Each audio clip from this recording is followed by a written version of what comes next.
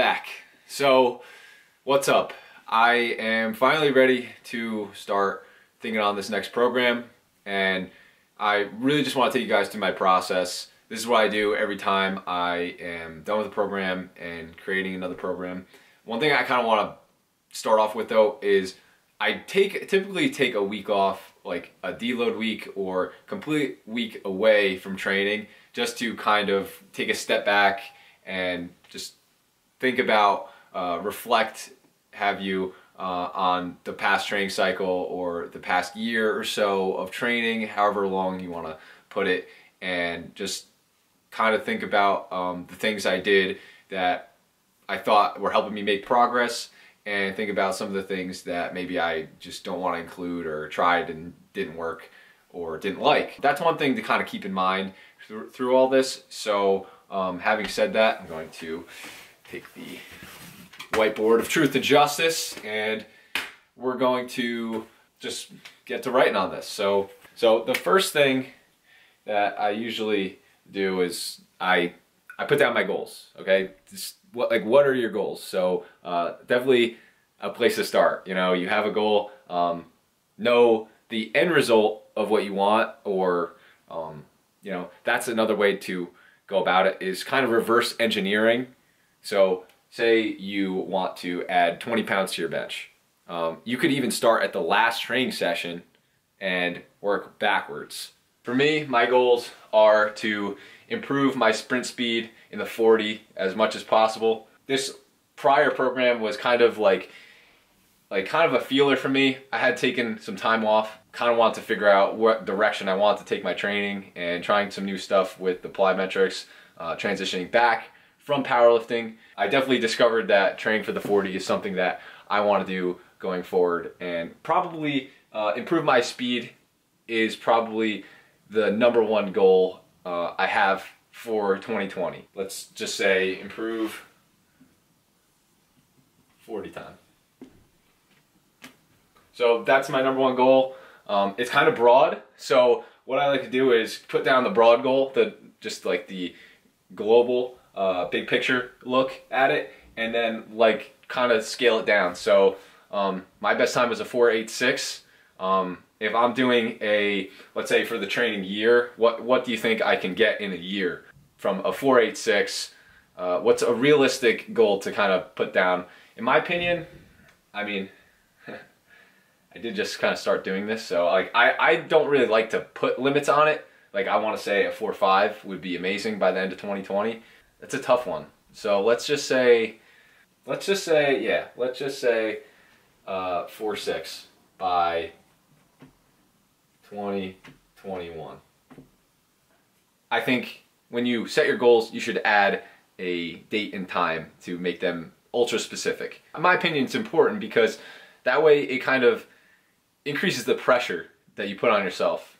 So, you know, if you say, oh, I want to improve my squat by 30 pounds, you know, it's kind of broad, and it's good that you have a quantifiable goal, but, you know, if there's no pressure, that's why I say, you know, for powerlifters who compete, or for track athletes who compete, they make their most progress when they're in season.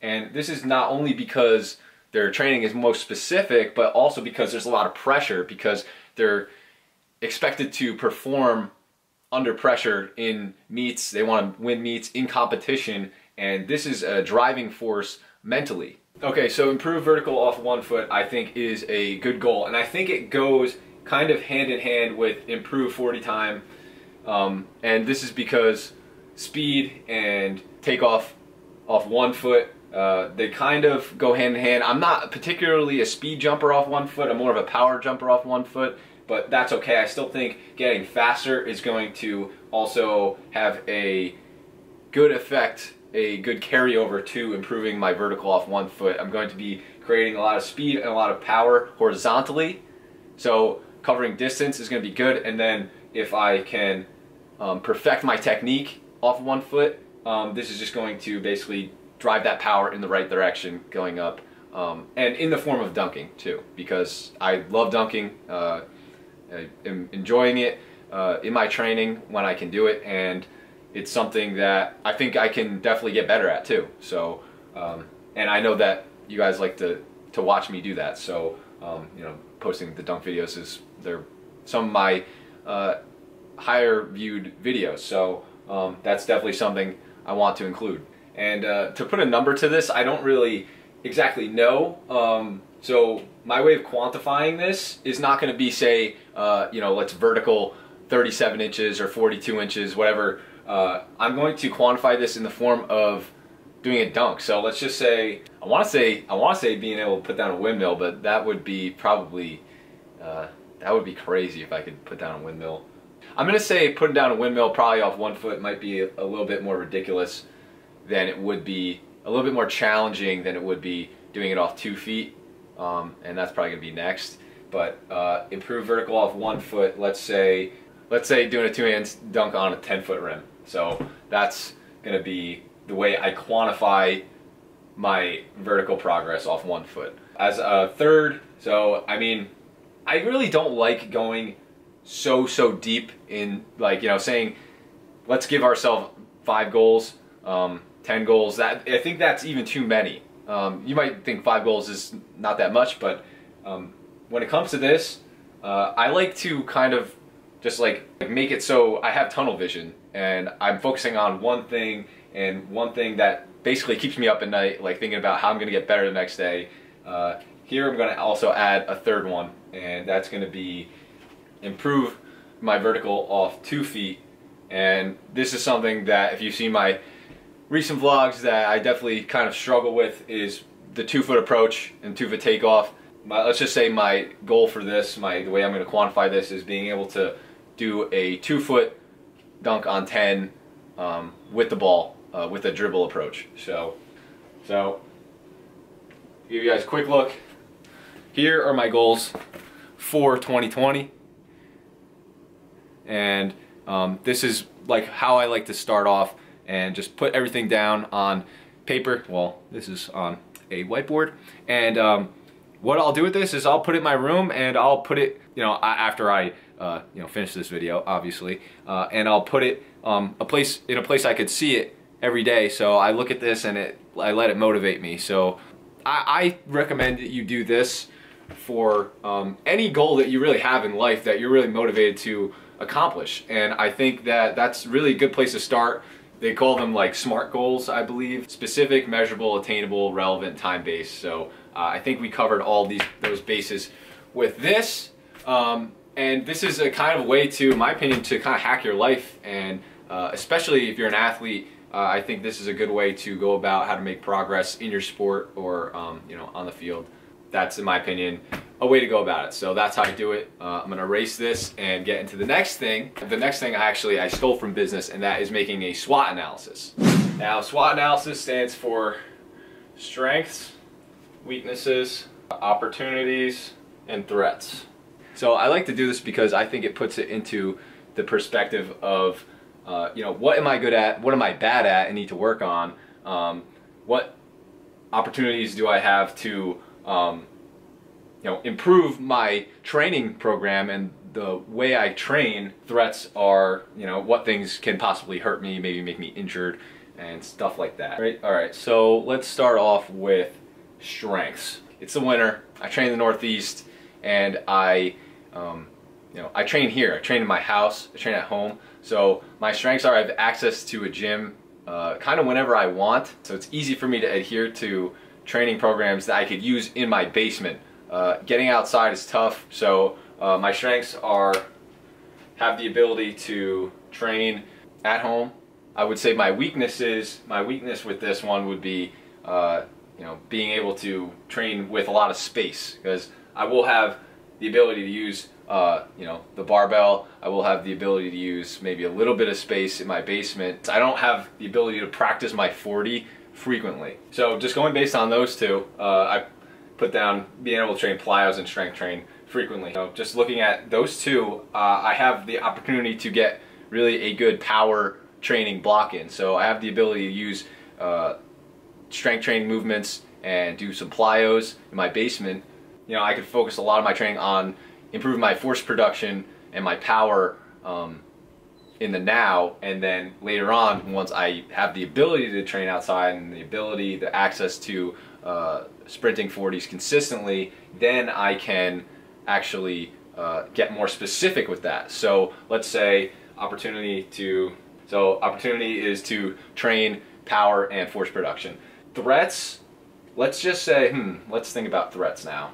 What could be my number one threat? So maybe my number one threat is high impact. So maybe my threat, because I'm doing a lot of plyos and doing a lot of strength training and I'm doing that frequently, maybe, you know, I've had back issues in the past training, you know, doing a lot of squatting, doing a lot of deadlifting, especially conventional and high bar squatting, where my torso is pitched forward for powerlifting. So let's just say low back health is probably my number one threat for that, and impact. So a good thing to think about when in terms of that threat is I want to prioritize, keep my low back healthy so I can continue to train and you know, steer away from impact related injuries. So this might be taking more of an introductory block to work on landing mechanics, you know, doing depth drops and stuff, and kind of really honing in on that. So I think that that's a good way to go about it. This is just one example, but this is what we got so far. I don't know if you can see all that. So to keep going with this, let's just say, let's just do one more each. So let's get a little bit more specific to my goals. So one of my strengths is 1 foot power. So let's put that. Weaknesses, so let's say weakness is my sprint technique. All right, so strengths, we got 1 foot power, and I think doubling down on your strengths are important. So 1 foot power, let's say a way to improve my 1 foot power is to train strength exercises with 1 foot. So that's definitely something I want to include in my program. So if I train and get stronger off of 1 foot, you could argue later on when I get more specific and train dunks, 1 foot takeoffs, I will improve my 1 foot power in the future. So that's a good idea. And then weaknesses, let's say sprint technique, definitely a weakness.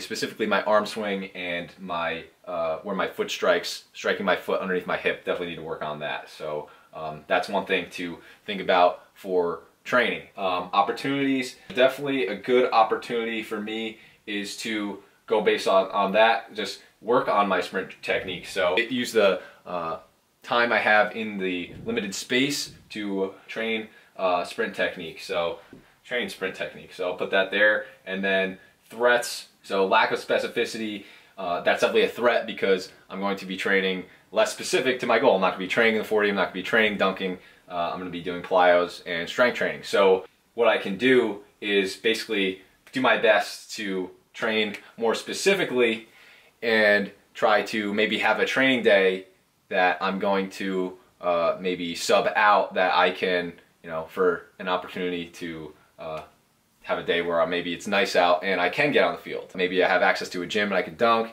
Definitely want to have more of like a rotating type of day that I can, you know, drag and drop a different type of training session in there. That is definitely important. So you can see here, I'll show you. So here you go. Here's a nice look at it. Look at the board. You got strengths, weaknesses, opportunities, threats. Yeah, this is definitely a good place, in my opinion, for me to start and just drawing ideas from this to implement going forward. So what I'm going to do is basically take a week to train and kind of test out some of these ideas and put them to work, and some of the things that I want to do in a training program. And then in my next video, I'll talk more about actually creating the program itself. So, but yeah, I think this is a really good framework to